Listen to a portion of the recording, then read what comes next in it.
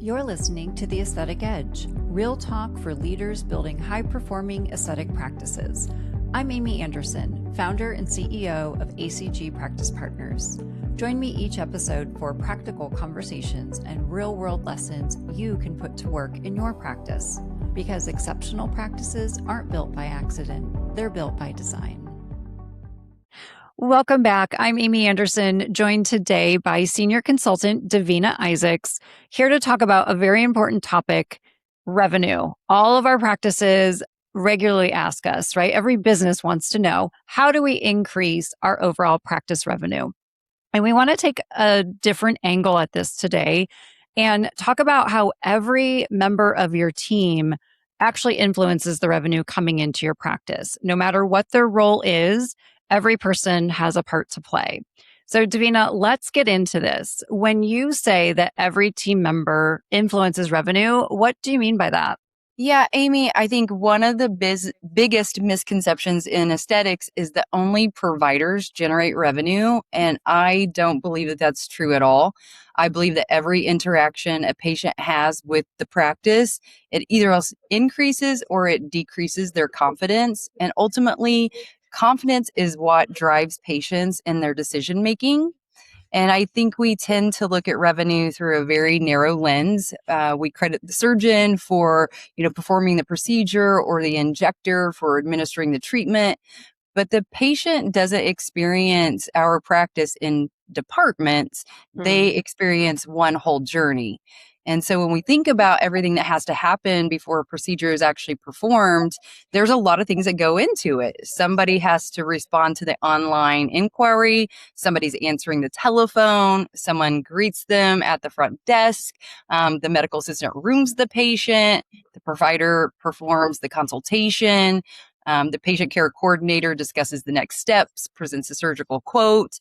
Then somebody has to check them out and reschedule them. And so every one of those interactions either else builds confidence or introduces doubt. And I don't think patients wake up one morning and decide to spend thousands of dollars because one person gave a really great consultation.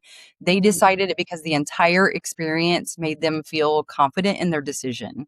I love that. I think that's such an important perspective, because we do often look at our providers, right? In the med spa side, we look at their revenue per hour and their profit margins and their efficiency and all of this. We look at our surgeons. But the reality is patients don't actually make it to those rooms, to the treatment room or to the OR without the rest of the team and without first interacting with other people that really can make or break the experience. And so, we think a lot about patient experience and we don't necessarily tie it directly to revenue. But you're absolutely right that every step of that process, every team member that they interact with is influencing that.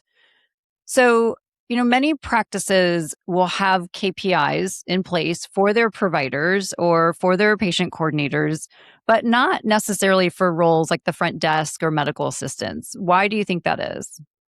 Well, it's because the impact is harder to see. It's easy to measure a surgeon's productivity or a patient care coordinator's conversion rate. Those numbers do show up on a report, but how do you measure the impact of a receptionist who immediately puts an anxious patient at ease, or the medical assistant who notices a patient is nervous and takes that extra minute just to reassure them? Those interactions don't have a direct dollar amount attached to them, but they absolutely influence the patient's decisions. And so one of the things I do coach practices on is understanding that not every role should have a revenue KPI, but every role should understand how their performance influences revenue. And so I also encourage the practices to think about what they should measure. So for example, with the front desk, you might measure them on the speed to answering an incoming call or the new patient response time. What about appointment confirmation rates? Are they really calling the patient and letting them know what to expect at their appointment? Are they asking for Google reviews, reviewing patient satisfaction scores? None of those metrics directly generate revenue, but every one of them supports the patient experience that ultimately does affect revenue.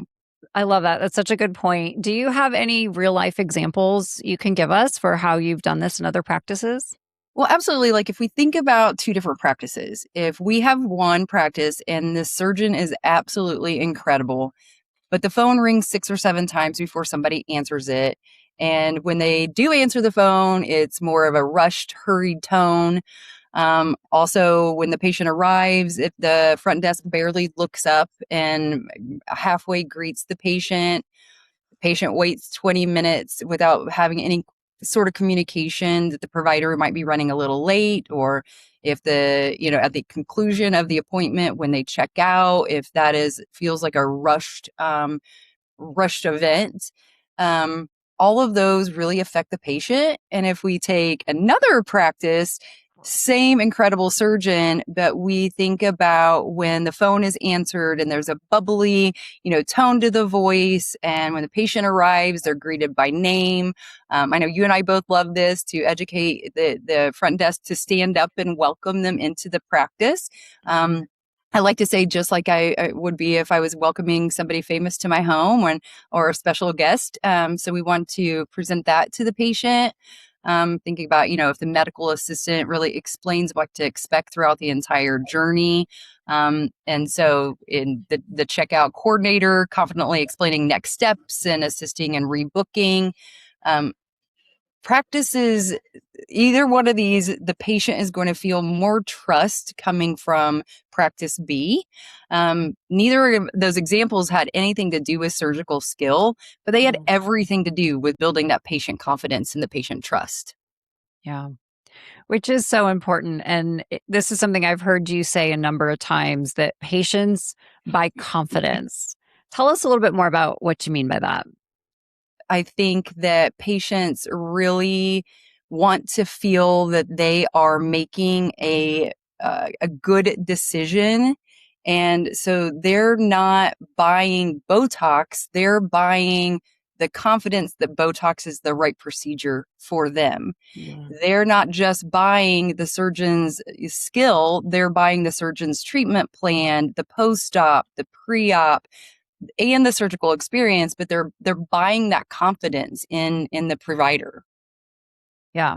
And it might seem like how we answer the phone or how quickly we respond to leads are not directly relevant, but it is, right? The warm, friendly voice on the phone who is reassuring, "Oh my goodness, you called the right place. This is something this procedure is something she specializes in, or this is something this procedure this surgeon is extremely passionate about." So just from that very beginning, instilling that confidence that they called the right place, Yeah. because we know they have a choice. They could call others, and, other surgeons have great before and after photos as well, or might be similarly priced, or, any of the other influencing factors that, could influence their decision. We want them to feel from that first moment, you came to the right place, and we've got you, right? We've got you. We're going to walk you through this process, which is highly emotional. Any kind of aesthetic procedure, surgical or non-surgical, there's an emotional reason that patients are seeking this out. And so they want to choose a place where they feel very comfortable, and comfortable leads to confidence. Absolutely. Yeah. So, talk a little bit about. I like how you mentioned earlier that patients don't experience your practice in departments. And so, in order to create this cohesive, well orchestrated experience, we have to have handoffs between team members. Why is that so important? And how do we effectively manage that handoff? Yeah.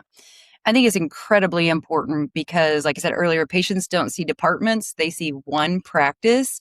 And so I love to coach practices on what I call an intentional handoff. So instead of just saying, well, the coordinator will be with you shortly, imagine if you said, Amy, based on everything you shared today, I think you're really going to enjoy talking with Sarah.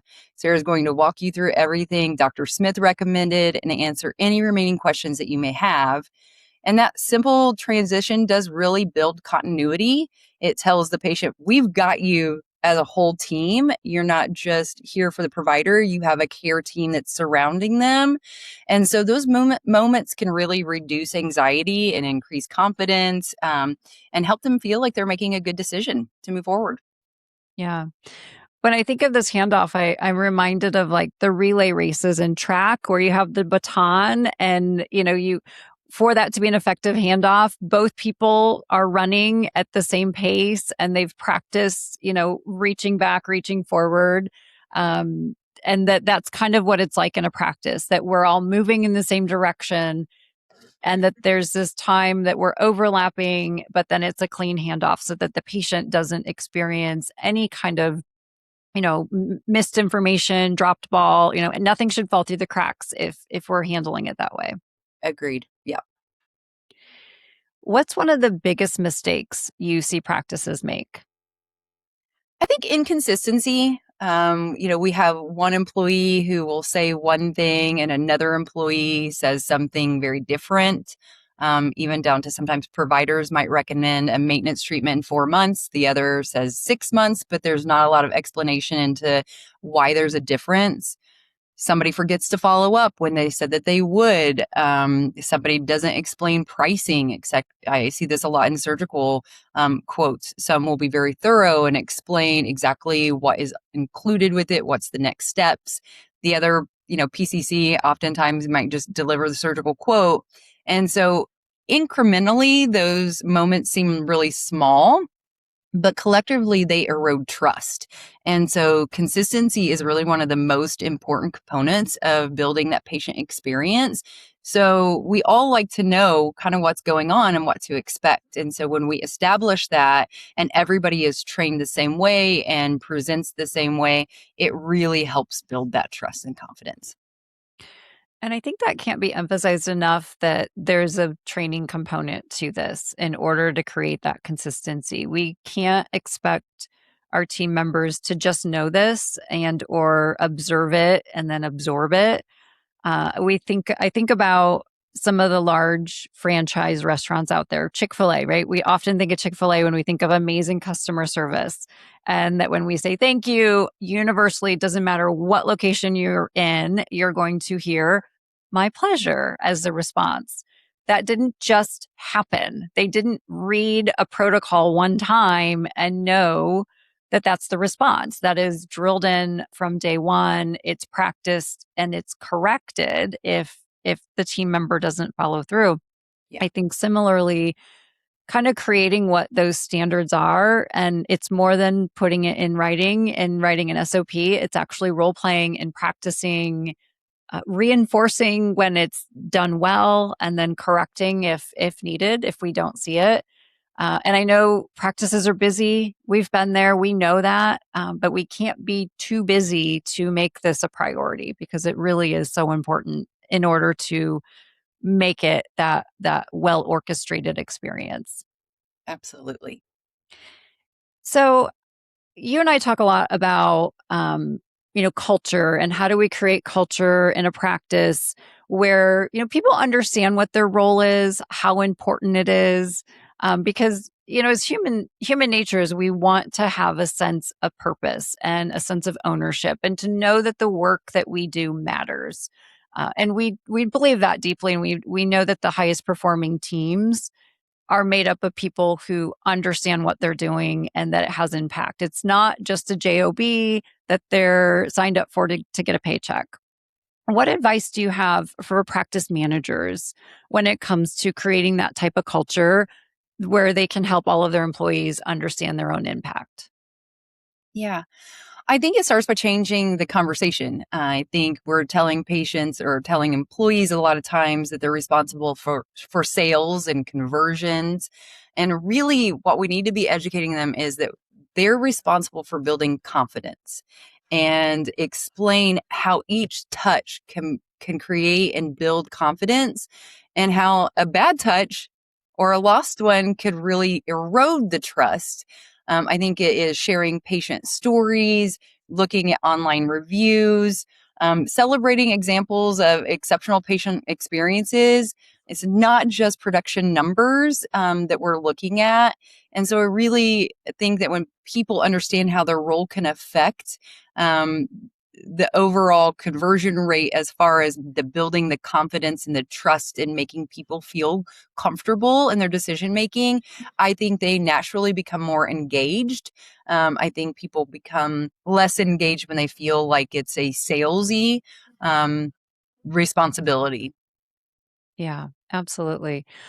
Well, Davina, I'm really glad we had this conversation today because I think I regularly need these reminders. We can often get really caught up in the day to day and some of the KPIs that are very much tied to provider revenue. And so I think I needed to hear this today. It was a refreshing reminder of the role that the entire team plays.